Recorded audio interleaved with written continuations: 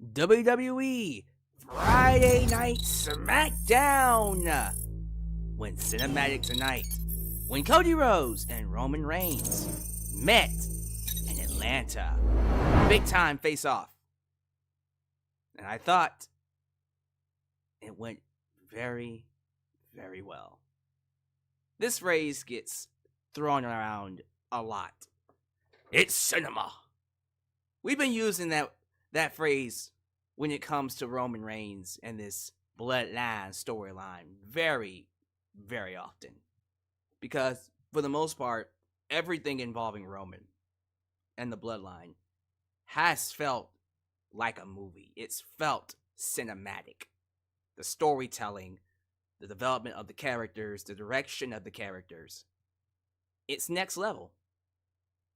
And so, when you see what they're doing with Cody and Roman now, and this entire promo inside this stadium,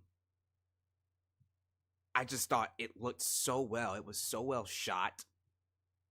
And for me, I think going forward, because I don't know how much it costs to shoot this particular promo, they should do more of these. They should aim to do as much of this as possible because it looked very, very good. It was well done. And it's definitely one of those things where, okay, WWE is starting to dip their toes into a brand new way of shooting promos, capturing these big personalities on television. Because it does kind of remind me a little bit of what they were doing in that pandemic era. When things were shut down, they didn't have a crowd, and so they had to do cinematic matches, right? Or cinematic promos. Before then, it was Lucha Underground promos. They were doing it way before WWE was doing it. And I thought it looked very good. So I thoroughly enjoyed it. We'll go into detail about that for sure. But we're also going to talk more about what's going on with Kevin Owens, who was the other focal point of tonight's show. And for it feels like a good month, the WWE has been teasing a heel turn with Kevin. They started it before Bash in Berlin during that build to Cody Rhodes versus Kevin Owens back in August. Then they had their match at Bash in Berlin. Then they backed off. They just said, nah, we're not gonna do it. And then Kevin's feuding with Austin Theory and Grayson Waller for like a couple of weeks. You bring in Randy Orton. Now all of a sudden, we're going back to it. We see Cody and Roman joining forces. Kevin Owens is watching them on television, and he's furious. He's pissed, as you would imagine. Cody is forming a pact with Kevin's worst enemy, a man that literally made Kevin's life a living hell for years. Years. And here comes Cody forming a relationship with him. Now, it might not be a permanent relationship. It's just the enemy of my enemy is my friend. But Kevin doesn't see it that way. You're still forming a partnership with the same man that made his life a living hell. And then we got yet another heel turn tease.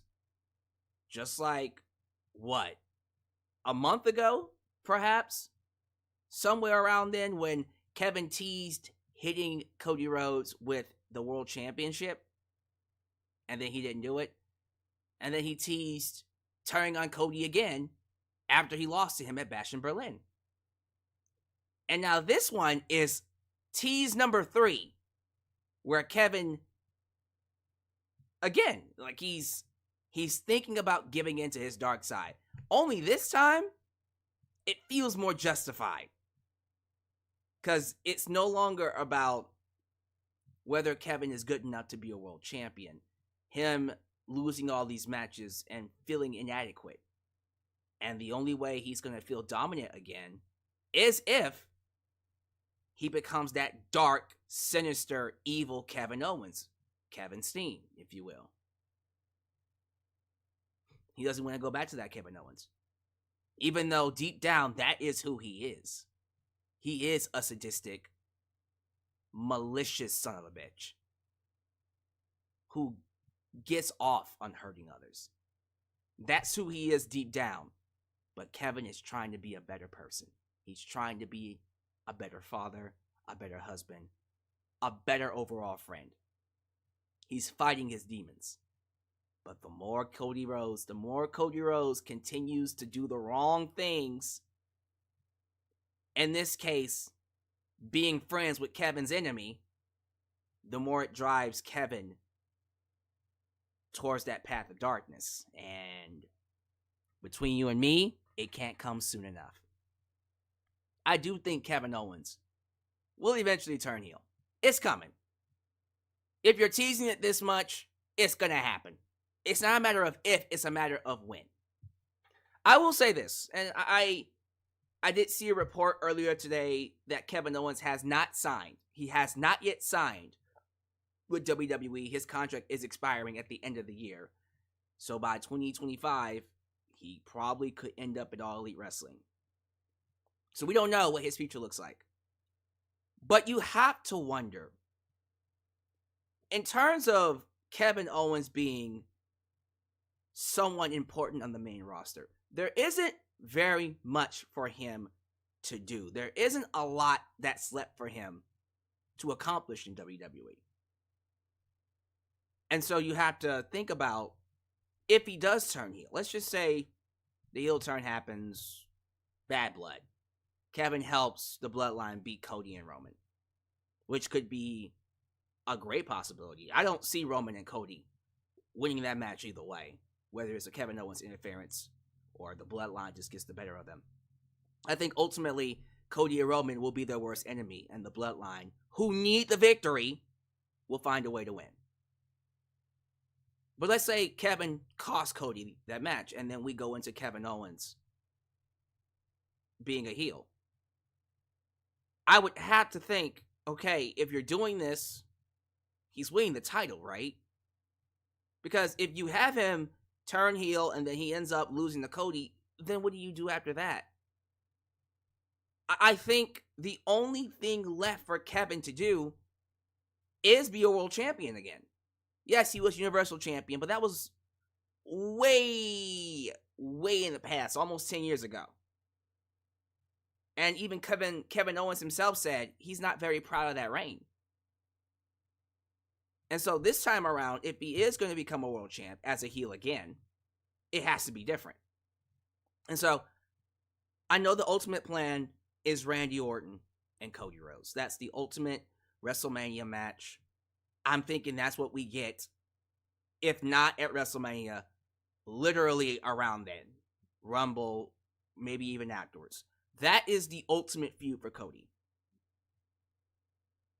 Does Cody need the world title when he fights Randy Orton? I mean, the same thing can be said when Cody fights The Rock. I mean, you can't really do much with Cody until he fights The Rock. So, listen, I'm excited about Kevin Owens being a heel. I think he's going to be... First off, we need more heels on SmackDown, number one. But I think he's going to be an integral part of the show when he turns heel. I think it kind of needs to happen at this point. I just, as a fan, not saying I don't trust Triple H and I don't trust WWE, you have to wonder, okay, what's the long-term goal here with him? If he is resigning, assuming that he resigns with WWE and he ends up staying, what is the long-term goal with him, ultimately? So that's definitely something we'll have to consider. Other than that, we'll just continue to get these teases. We'll play it by ear. What else happened on SmackDown? Bayley and Naomi end up pinning Nia Jax at the same time. I think we all called that. I think I called that when they announced the match last week. I think I said Naomi and Bayley would get the pin, and I'm thinking we're getting a triple threat match. And then they said, nah, we'll have Bayley and Naomi fight each other next week. Let me guess. Nia Jax interferes, and then it ends up being a triple threat match anyways, right? Am I right about that? I think I'm very good at predicting these outcomes. But we're really dragging this out. I am getting kind of annoyed too, where I'm just like, y'all, just make a goddamn... You know what I mean? It's just like, just say it's a triple threat match. Now we're just dragging it out. But I'm pretty sure we'll still get that triple threat match at Bad Blood. I thought LA Knight versus Andrade was an excellent match. They had a great opener, which led to LA Knight beating Andrade in a very awkward handshake. And now Andrade is going to end up fighting, once again, Melo, back to their best of 7 series, which is not actually a best of 7 series. I'm pretty sure Melo will win the next match. It will probably end up winning the final, the 7th match. I hope, here's what I would do. I would love it if Melo wins the next match, and then they do one more at Bad Blood. Would love to see it. Although it kind of feels like Bad Blood is a packed show as it is, so they might not be able to get on there, but we'll see. Yeah, I think that's basically it. I covered the best parts about SmackDown, and we'll go into detail about that and other things coming up. But I still feel like when it comes to Bad Blood, this show is shaping up to easily be one of the best pay-per-views all year for WWE. I'm not even kidding you. I think this show...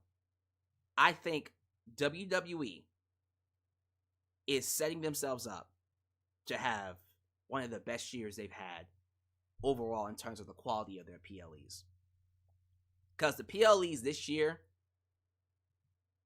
from Rumble, all the way in Survivor Series, looks like it's going to be a great show as well.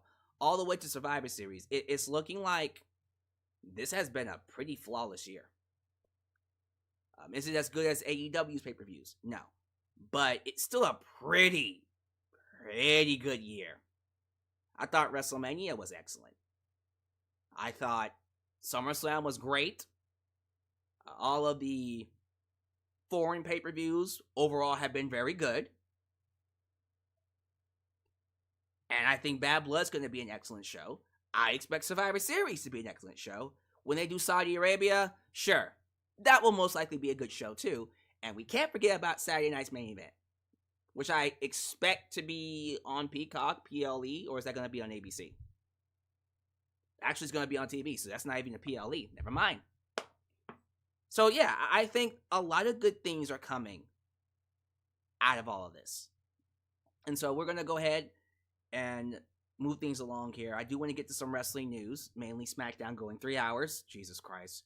Saturday night's main event, more details about Kevin Owens' contract situation, the Lucha Bros signing with WWE, that is official, and whatever news I can see on this docket. We'll do the SmackDown review, I'll get out of your way, and then we'll move on from there. So, as always, thank you all so much for making me a part of your day. Let's go ahead and get things started. If this is the first time you're watching me, do me a solid favor. Like the video, subscribe, and click that bell to catch all my content when it comes out. Wow, you're at it.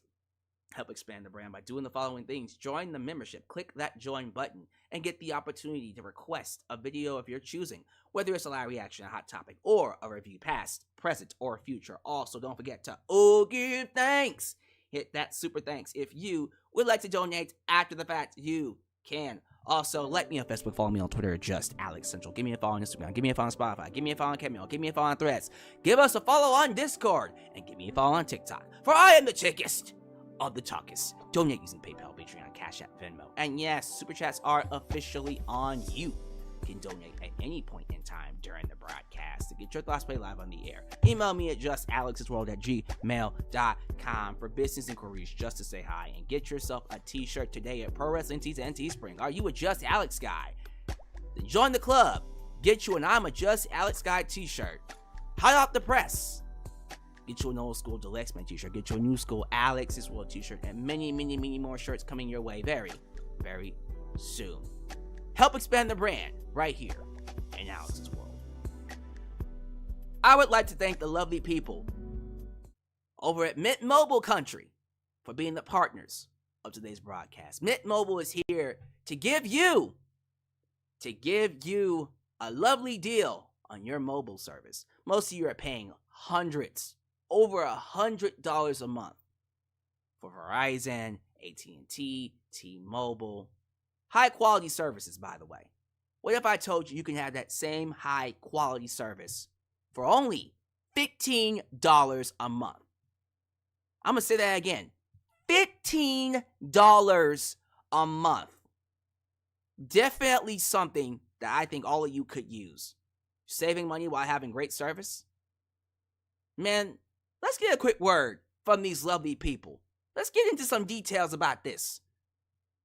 And we'll get to some shout-outs right afterwards. This video is partnered by Mint Mobile. Like many of you, I've been trying to cut back on expenses lately, but let's be real. It's tough when you got things to do and you don't want to give them up. But sometimes you have to make those sacrifices to pay your phone bill and satisfy the big tech companies. That was until I discovered Mint Mobile. Mint Mobile offers premium wireless services starting as low as $15 a month. With Mint Mobile, you can get high-speed data plus unlimited talk and text on the nation's largest 5G network. The best part? You get to keep your phone and even the phone number. Now, if you do want to purchase your own phone, they do have phones available on the website, which you can get through the link. The internet service is reliably fast. It's so seamless, I put it up there with any other network on the market. Now, some of you might think switching to a new service is a hassle. Let me reassure you, this is only going to take you 15 minutes to set up. You could literally do it right now from your phone, no need to leave your house or contact anybody. And if your device does not support eSIM, then Mint Mobile will personally ship you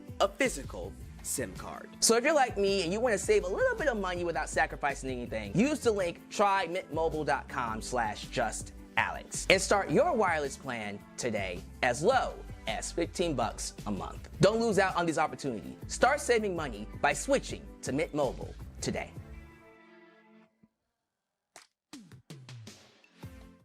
Thank you all so much for making me a part of your day. You know what to do. Hit that like button. The more you like the video, the more opportunities I will be given to be recommended here on YouTube. So boost to that algorithm by hitting that like button. Show your love to the Mod Squad. Ultra. Shout out 97 5-star heart. Elias Ademi. New Japan Pro Wrestling Girl. Cleo does everything. Highway dealing a danger. And of course, Big MGM, because they help keep this a safe space for like you and like us. Right Hand Cam kicks things off when it comes to our shout outs here, ladies and gentlemen. Thank you, Right Hand Cam. YouTube member, by the way, Right Hand Cam. I also see JJ, who let the dogs out? Who? JJ Bulldog. I see Joe Shipley. I also see Dulcie Chatham, Daniel Barris Sports Highlights, Wayface Killer, Joseph Winters. Let's keep going here. We got Sean Swaby, baby. Sean Swaby in his house. Is that Rickety? Rickety from the land of A&B Combos, a wrestling edition.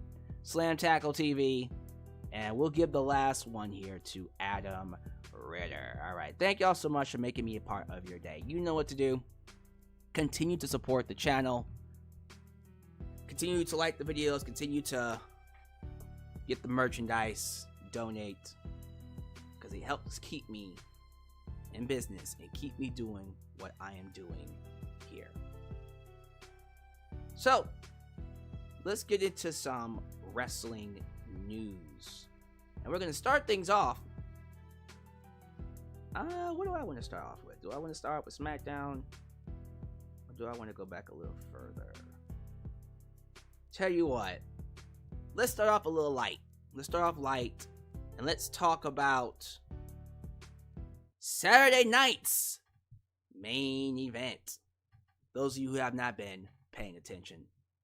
WWE's flagship show from the past, Saturday night's main event, is coming back. One time only on December 14th. Nassau Coliseum, Long Island, New York on NBC. NBC is going to premiere this, and I believe it's... Ooh, what time does it show? Is it 5 p.m.? Wow, okay. 5 p.m. Well, it's 8 p.m. 8 p.m. Eastern, 7 p.m. of course Central. I'm thinking that's 5 p.m. Pacific. Well, there you go. yeah, again, Saturday Night's Main Event was a show that took place before I was a wrestling fan. I started watching wrestling in the 90s, late 90s. So this was around the time of WWE Raw. I think they brought it back for like a short stint in the mid 2000s. They were doing Saturday Night's Main Events, and then they stopped doing them. So I am familiar with it, but not in a way that you guys expect me to be, if that makes any sense.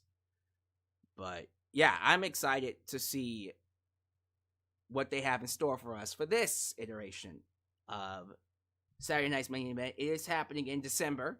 The date is December 14th, so this is literally when the year is closing down, and I think this is like the last big event before the wrestlers go on vacation, because and by he I mean Triple H. Triple H likes giving their wrestlers, WWE Triple H likes giving their wrestlers time off. So, yeah, should be interesting. I'm looking forward to seeing what they do there. This is fun. We'll definitely hit on this really quickly. So, a certain rapper by the name of Sean P. Diddy Combs got arrested for SA and human. I know what I'm doing. So, human. Not going to say human, but you know what I mean. Human trafficking, just in case I don't get flagged. So I'm watching what I'm saying here. But he was arrested. No bail. Looks like they got him.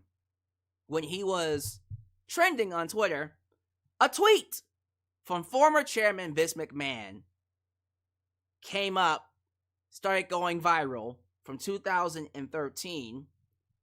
That said the following: partying with I Am Diddy. In case you guys think I'm lying, I'm going to pull that up right there. See that? Boom. Partying with I Am Diddy. Maybe I can focus it up a little bit. Can you focus, sir? Are we not going to focus? There it is. Partying with I Am Diddy. Makes sense though, doesn't it? You would think those two would be great cellmates. Look here. Anybody involved with Diddy, if you are in any way, shape, or form associated with them when it comes to these, what do you call it? Freak off? These freak offs? And I mean, not just Vince McMahon, but any celebrity, anybody that participated in these freak offs, you're going to jail with them. You better go to jail with him. And if it comes out that Vince McMahon did participate in any of these, which I'm pretty sure he did, that's just more the reason why things are a lot better without him. Let me see here. I think the next piece of news, well, there is something when it comes to Janelle Grant and Vince. I'll talk about that for the documentary series coming out next week. So there will be a live review for the Vince McMahon documentary series. I'm literally going to sit through and watch all 6 hours. I'm going to binge watch the 6 hours. Then I'll come up here and do a live review on it. So expect that. We'll talk about that piece of news when that happens. So I guess the last two things we'll talk about here is SmackDown going 3 hours, and then the Lucha Bros signing with WWE. Matter of fact, let's just get to the Lucha Bros. WrestleVotes reports that the Lucha Bros, aka Pentagon Jr. and Rey Fenix, have officially signed with the WWE and will be heading to the main roster. So they're not going to NXT. They're moving them right up. They're moving them right up to the main roster. Huge signing. Great tag team. Will definitely elevate their division. And I'm happy we're not starting them off on NXT. Nah. Let's start them off right on the main roster. They're already well known. They already have a connection with most of the fans. Let's just be real. A lot of these fans that watch WWE, they also watch AEW. So they're going to come in and connect right away. Just do me a solid favor. Just one favor. One little favor. Can you not put them in the LWO? Can we not? Please? Can we start them on SmackDown? Like, send them to SmackDown and let them be their own thing. And when you send them to SmackDown, don't put them with Legado del Fantasma either. Don't put them with Legado del Fantasma. Don't put them with the LWO. Let them be their own act. I want Penta and Rey by themselves doing their own thing. Animo and cero miedo. That's it. Do not, I am begging you, do not put them with the LWO. I would appreciate it if you didn't do that, sir and ma'ams. But I think they're going to get over like Rover. They're going to be massive stars, without question. And I think, especially Pentagon Jr., they'll be massive single stars as well. Because they're still looking for that next big Mexican star. Triple H wants it so badly to be Santos Escobar. He ain't it. If anything else, Damian Priest might have a better shot. But I don't think that's the role they want him to be in. Even though technically he's... What is he? I know he's Hispanic, but... I don't want to misguess or wrongly guess where he's actually from. His birthplace, but... Yeah, I think he has a better chance of being that next Hispanic superstar than Santos Escobar. But now that you're bringing in Pentagon Jr., there you go. Now, Rey Fenix might actually blow up as well, but I do think, for me, I do think Pentagon has a better chance of being a massive star in WWE. That's just me personally. Alright, I think the final piece of news we'll talk about, and this one is a doozy. So you might want to sit down for this one. As of now, according to WrestleVotes and Sportskeeda, the word internally is that WWE Smackdown will be moving to 3 hours on the USA Network starting January 2025. Who called it? Who called it? When they announced that Raw was moving to 2 hours, or not being 3 hours, maybe 2.5 hours, 2 hours when they go to Netflix, I said, well, someone's going to make up for that loss in time. If you're losing NXT and Raw, well, something's going to happen. You can't just not have an extra hour for advertisement. WWE is literally the most watched show on the network, and the most watched show gets all the big money. And so I figured when that happened, SmackDown was going to go to 3 hours. Shocker. It's looking like that's going to be the case. It's going to 3 hours. But wait, there's a catch. Here you go. I told you might want to be sitting down for this one. So SmackDown will be moving to 3 hours, but only for 6 months. Only half the year. You went, what? What you mean by that? What you mean by only half a year? What you mean by that? Well, let's get some more details. Says here, after 6 months, the show will permanently go back to 2 hours. Word is, the shows will be alternating between 2 to 3 hours each week, depending on if the show needs it or not. So there will be some weeks where SmackDown is 3 hours. There'll be some weeks where SmackDown is 2 hours. I think, again, this is from WrestleVotes.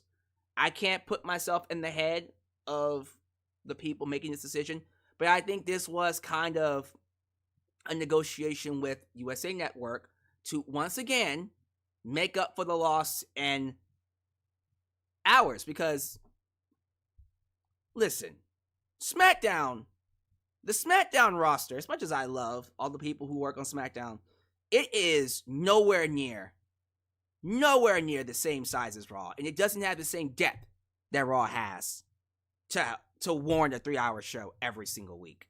They're barely able to warrant 2 hours. It is a very, very small roster. So for them to go 3 hours, they'll need to have something worth maybe The Rock or maybe moving some people over to Raw to warrant those 3 hours.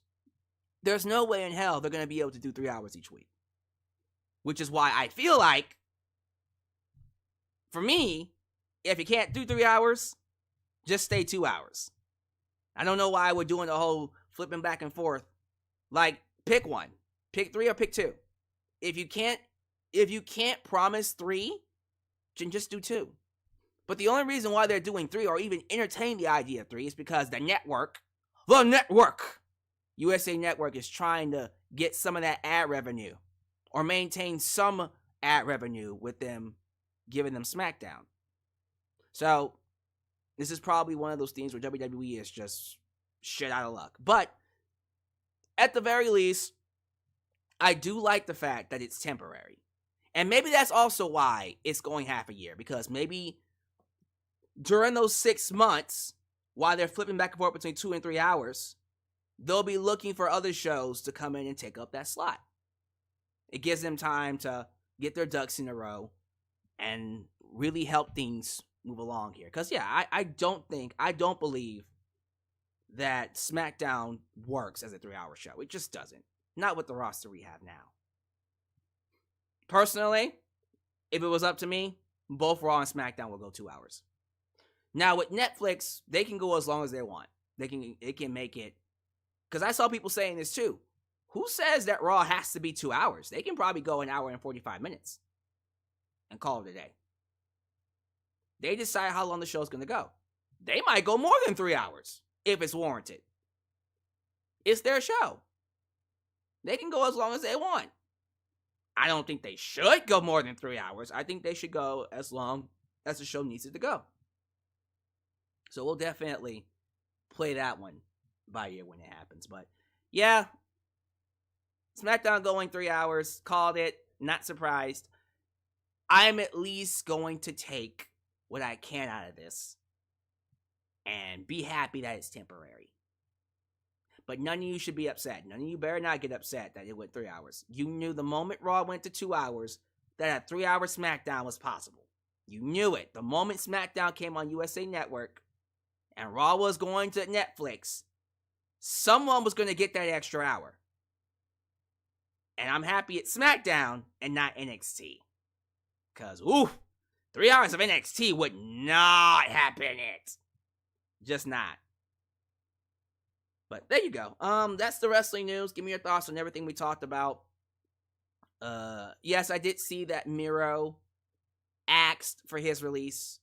He hasn't been granted his release. He just asked for his release. When he gets his release and he shows up in WWE, we'll talk about it then. But other than that, let's keep the AEW stuff to AEW. SmackDown. Let's talk about Friday Night SmackDown, which was live in Sacramento. Hey, Sacramento, there I go. Yeah. They got some fat ass women, and The Rock is gonna just say no. Well, I might take a plane. I might take a train. How do you people live here? You must be insane. Leaving Sacramento. Sacramento, I won't stay. My favorite part. But I'll be sure to come back when the Lakers beat the Kings in May. My favorite part. Man, that entire heel promos is one of my favorite promos in wrestling. Period. Leaving Sacramento by heel Rock. So good. So good. But we're back. Sacramento, California, sold out for Friday Night SmackDown. And we kick things off with the United States Championship match. Andrade, El Idolo, taking on the United States Champ himself. With everybody saying L.A. Knight. Yeah. Match was great. Andrade is a sleeper hit when it comes to professional wrestlers. Overall performance this year, he's had great banger matches. Just overall excellent matches. And I believe, this is just me personally, when we talk about top 10 workers throughout the entire year, Yeah, I'm going to be looking at Andrade. His series with Carmelo Hayes really highlights how great he is inside the ring. And this match was no different. He can work with anybody. They tore it up inside that ring. Now, LA Knight does get the victory on Andrade. And afterwards, they have a very awkward moment where LA Knight tries to go for a fist bump and Andrade tries to do a handshake. And LA Knight's like, fist bump me, man. And Andrade's like, no, shake my hand. And so Andrade grabs his fist and then he forces his hand. And I was like, that was awkward as fuck, but okay. Sure. We'll go with that. Andrade goes backstage. He runs into Melo. Carmelo Hayes. Melo said, you dropped the ball. You choked like the Kings did with the Lakers. Ooh, someone else is a fan of that Rock promo. Well, I'll be sure to come back when... Okay, I'll stop. They get into a brawl, brutal brawl, by the way, and that sets up match number 6. Match number 6, Andrade, Carmelo Hayes next week. I expect Melo to win that, and then we do the final match of Bad Blood. Maybe. We'll figure that out. They could, if they wanted to. I'd be fine with it. I think they should. Me, personally, I think they should. Is this when we get the cinematic? Wow, they did do it early, didn't they? They did it like at 7:30, I think. Yep, we got the cinematic promo featuring Cody Rhodes and Roman Reigns. So, first thing that I liked about this cinematic promo, this is just me personally.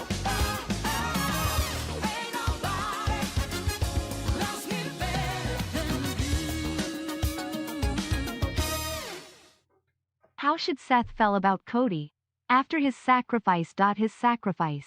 Oh, Jermaine Durant, you have a good question there. And if anyone's going to be pissed at Cody, it's definitely going to be Seth Rollins. Just like Kevin's pissed, just like Roman's going to piss off Randy and other people that's friends with Cody. He just lost all that good faith. That's definitely a story they're going to have to get back to, but good point. Thank you for that donation.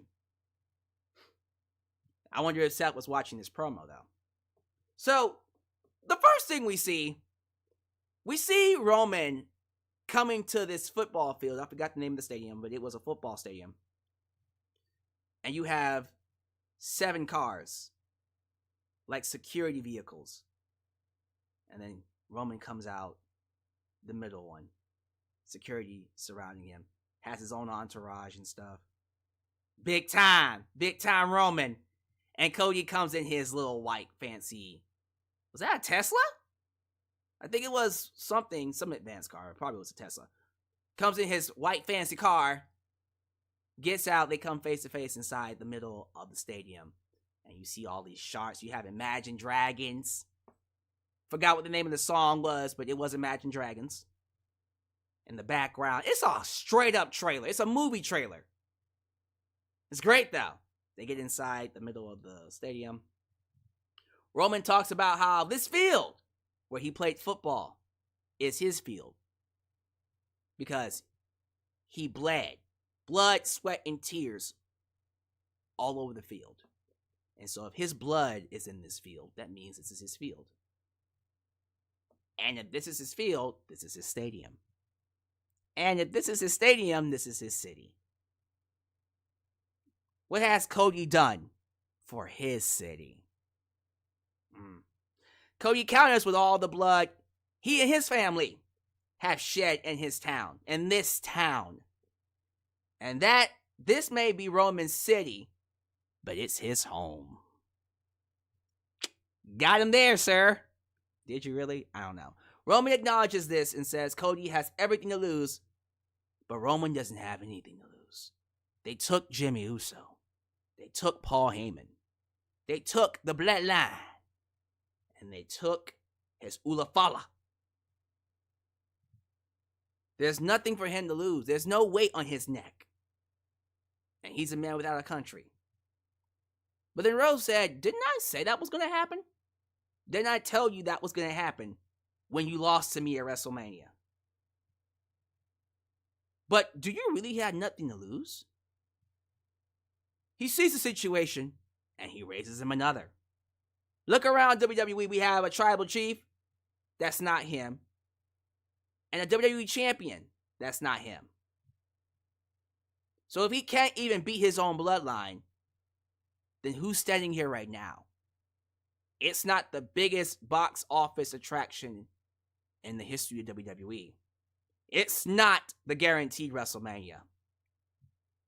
It's the guy they used to call the head of the table, Roman Reigns. And then Roman's like, okay, bitch, look, before I smack you, what the hell you want? He says, what do you want, Cody? Cut to the chase. What do you want? Cody says, I need your word that you'll have my back. That you will have my back. I'll have your word that you won't turn on me when you have a second, when you have the chance to do it. Roman thinks about it. Thinks about it again. He says, aye, bitch, I won't turn on you. I'll have your back. But know this, when it's all over, I'm coming for what's mine. Goes to walk off, and Cody steps in his way. And he says, what you believe is yours is not yours to take. And then Roman says, you're in my way. Cody backs off. And then he says, you're in my way in life. Cue the music. Big cinematic closing. You see a wide shot. They come out. You see Roman walking away. You see Cody smiling. This was a straight up movie trailer. So first off, great promo. The best promo these two have done. Usually these two have horrible promos. Just boring, lifeless promos. You kind of need a Rock or Seth Rollins in there to make it more interesting. Here, it worked. The dynamic they have between them is a lot more fresher. Roman is now a babyface. Cody is now the champion. And I feel like this dynamic is a lot more interesting. With Roman being the chaser and Cody being the champ. That's different. And it's actually more interesting this way. I find it much more engaging to have Roman go after Cody. And Cody be the guy that has to defend the title. I'm looking forward to seeing that rematch. There's gonna be a rematch between these two. It's not a matter of if, it's a matter of when. And I thought, for the most part, this was so well done, so well shot. I think they should do more promos like this. Right? I can't be the only person that feels like they should do more promos just like this. Would y'all like to see that? I'm just curious. Alyx, it was called the Bobby Dodd Stadium. Home of the Georgia Tech Yellow Jackets. Alright. Well, it was a big stadium, so that's for sure. What y'all think? How we feel about it? Would you like to see more promos like this? I thought it was great. I loved it. I thought it was beautifully shot. I would like to see more people get this kind of stuff. Now, we don't celebrate too long, because immediately after that promo ended, we see Kevin Owens backstage watching the whole thing. And he is pissed. He is angry. Byron Saxton goes up to him, tries to ask him a question. Asking all these questions. Why are you asking all these questions? Kevin walks away. Byron follows him, tries to ask him again, and Kevin's like, look, I'll tell everybody how I feel out in the ring. And so he goes out to the ring to tell us how he feels, and mid-sentence, he's attacked by the Bloodline. Tama Tonga, of course, Jacob Fatu, and Tongaloa. DIY come out to help him, and they set up a 6-man tag at the main event. At the main event? In the main event? Where in the main event? I don't know. It's the main event. Leave me alone. But yeah, it's the main event. We'll get to that in a second. Bayley Naomi versus Nia Jax and Tiffany Stratton. Tornado tag team match. If Bayley and Naomi win, the winner of that match, the winner that gets the pinfall, fights Nia Jax at Bad Blood. But if one of them lose, they're gone from SmackDown forever. Forever. So the match happens. Lots of drama. Bayley has a pinfall, and then Naomi breaks up the pin because she's like, look, guys, I know that we're a team, but damn it, I want that title shot. Bayley's like, I get it. It's fine with me. No big deal. I get it. So it kind of feels like one of them's going to go heel. Does anyone else get that feeling? Probably Bayley. Bayley hasn't been doing it as a babyface, but we'll see. Anyways, match ends up with Tiffany Stratton accidentally hitting a swanton on Nia Jax, the other one that starts with an N, Nia Jax. And that's when Tiffany gets her head kicked in really awesomely. And then Bayley and Naomi double pin Nia Jax. 1, 2, 3. The referee's like, I think you both won. So I don't know who gets the title shot. They go backstage. I'm sitting here thinking, let me guess, triple threat, right? And GM, I was going to say GM Adam Pearce. I'm sorry. Freaking GM Nick Aldis is like, no, instead, what we'll do, we'll have Bayley and Naomi number one contendership match fight each other in a number one contendership match next week on Friday. And the winner of that match will fight Nia Jax. I am expecting Nia to interfere and it be a triple threat anyways. Probably, right? Like I called it last week, we'll figure it out. There was a vignette with Chelsea Green amidst some type of a garbage dumpster spot, cleaning up trash, because she has a dumpster match next week against Mi-Chan. Cool. And then the main event. Kevin Owens and the Street Profits versus the Bloodline. That being the Samoan Werewolf, Jacob Fatu, Tama Tonga and Tonga Loa, the Gorillas of Destiny. You know it's coming, right? Ain't nobody realer than Gorilla. The Gorillas of Destiny. The match was... Look, Jacob Fatu's a beast. I'll say that. Seeing him wrestle is just a joy, and I cannot wait to see Jacob take on Roman Reigns, take on Cody Rhodes. When they send him off to be a singles competitor, it is going to be fire! Yeah! Yep. Can't wait for it. But yeah, other than that, it was a fine match. DIY got attacked before the match, and so the Street Profits came out to replace them, and then the match went to a no contest any goddamn ways. The match got thrown off because they didn't follow the rules. They end up beating up DIY, they end up beating up the Street Profits, and they go to put Kevin Owens through a table until Cody Rhodes makes the save. Adrenaline in my soul, something. No! Cody Rhodes makes the save. And then we see Kevin Owens grab the steel chair, but he's standing behind Cody. He grabs the legs. He hears the voices in his head. They counsel him. They understand. They are talking to him. They're telling him, hit him. Hit that bitch. Bitch, you better swing that chair. He's saying, he's hearing the voices. You're seeing his eyes go red. He wants to do it.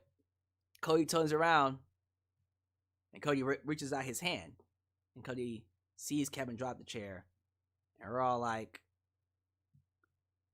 you know you want to do it. You're like Dark Sidious. Yes, feed your anger. It gives you purpose. It makes you stronger. He didn't do it though. He didn't do it. He hugged Cody again. Kevin Owens hugged Cody again for the third time, and then the show ended. That's the third tease for a heel turn in the last month. And eventually, you're gonna pull the goddamn trigger on this. When it happens, see, I thought it would have already happened by now, but it most likely will probably happen at Bad Blood. That will probably be how Kevin Owens and Cody lose. But I do expect the Bloodline to get the victory at Bad Blood because they need it badly.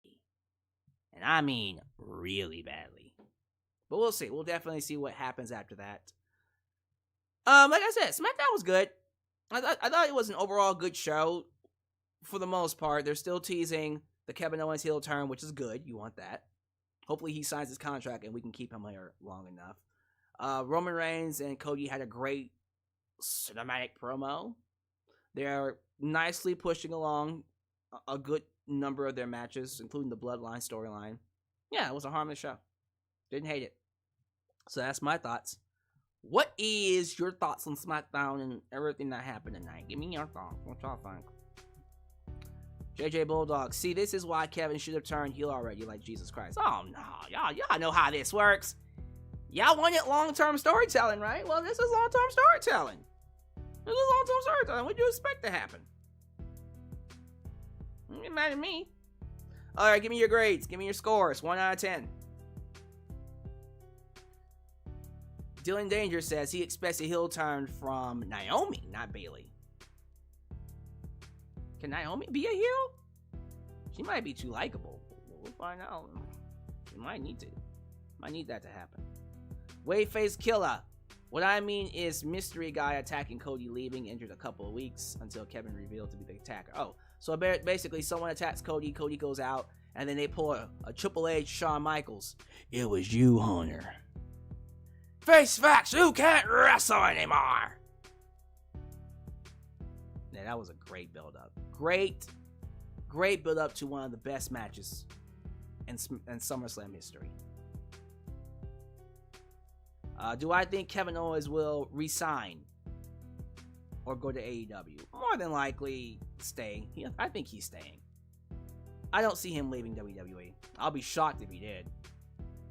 Especially right now with the way AEW is, I do not see him going to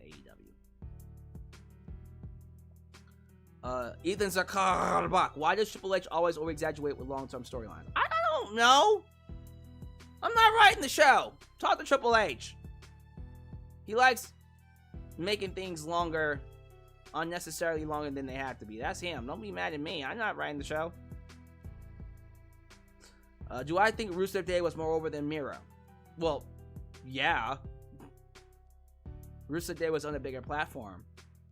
Do I like Miro more than Rusev Day? Yes. I liked the Greek god Miro than Rusev Day. Me personally. That's just how I feel. Also, Rusev Day is not going to work anymore because don't you need Aiden English and Lana? And Lana is divorced from Miro, and Aiden, I don't know what the hell he's doing. Isn't he in TNA?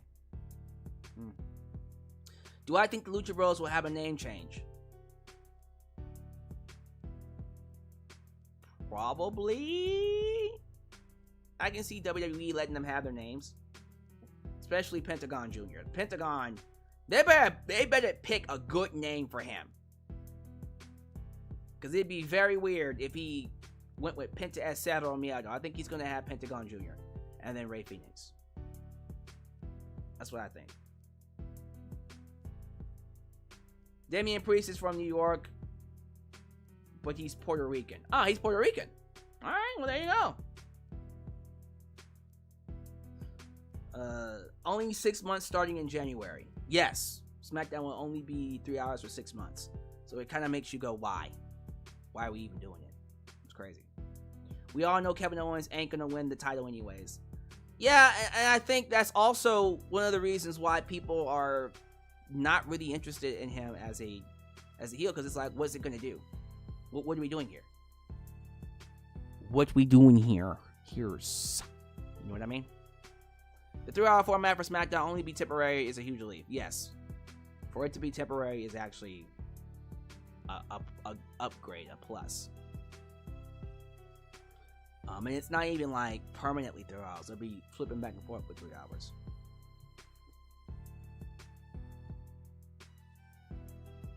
Bloodline 2.0 got away once again. Yeah, probably. Probably after Rock versus Roman is when it's going to happen. Oh, Kevin turning on Cody? That's a long time for a heel turn.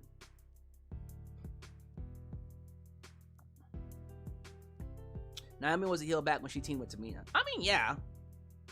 She was a heel before, but I don't see people booing her now. That's just me. By the way, what is Triple H really doing with Giovanni Vinci? Oh, yeah. I forgot Giovanni Vinci had a match with Apollo Crews, and then he lost again. Did I even talk about that?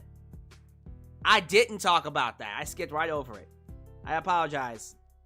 Yeah, Giovanni Vinci lost to Apollo Crews again, and he actually had a match this time. I mean, alright. I mean, at least he actually had a match and then got heat. So I guess that works.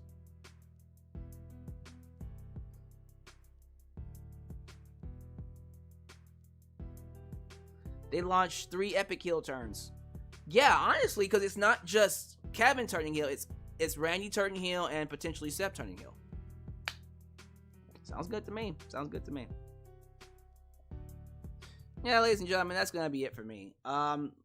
Let's go ahead and end this SmackDown review here. Thank you all so much for making me a part of your day as you file out, do all the YouTube things, like the video, subscribe, and click that bell to catch all my content when it comes out. Follow me on social media, Facebook, Twitter, Instagram, TikTok, and donate using PayPal, Patreon, and then Venmo. You guys are awesome. I appreciate you for making me a part of your day. And as always, do know that you are welcomed right here in Alyx's world. The place it is, was, and forever will be a safe space for wrestling fans like you. I'm out. Peace. When you're